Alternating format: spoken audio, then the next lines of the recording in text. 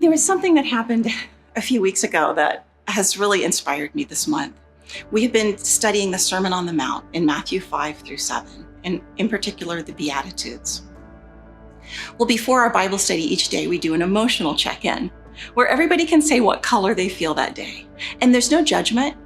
If you're green, it means you feel great. If you're yellow, you might be struggling a little bit. You might be a little sad or tired.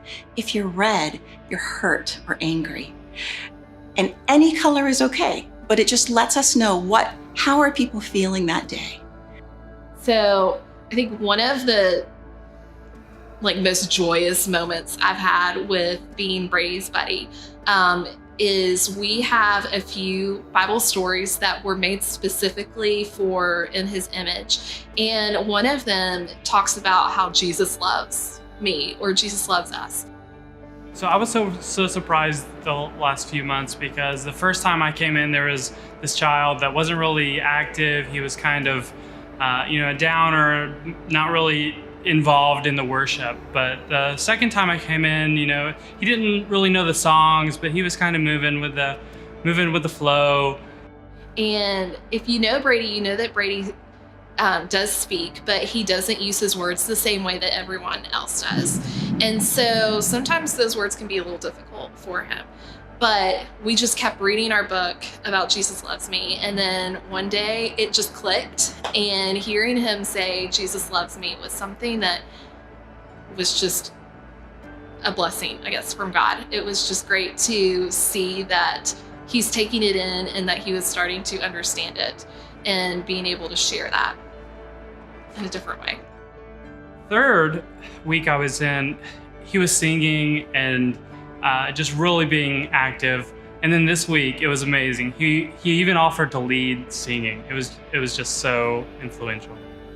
If I forget to do the emotional check-in, the children will remind me. They will say, "Miss Sarah, we forgot the emotional check-in." So we do that before the Bible study.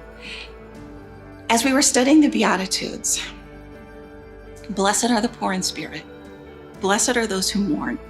Blessed are those who hunger and thirst for righteousness. One of the second grade girls raised her hand with this look of understanding on her face, and she said, "It's the Reds. It's the Reds. God says that he loves the Reds." And so when they said that, it made it all clear for the rest of the class. And another little boy raised his hand and he said, "Right, and he wants you to get to green, but if you're red, that's okay, he's there for you." And the rest of that week, that image of their conversation, their wisdom, their insight, their enlightenment, I carried that with me as I encountered my own family members or the people that I work with, my colleagues who were red that day. And I could remember what those children taught me about how blessed are the Reds. To be real, the thing that surprised me most is there's not near, people talk about children's worship or serving in children's worship like it's gonna be, I don't know, it's really gross, or kids are pooping everywhere, stuff like that. But it's nothing like that has ever happened to me.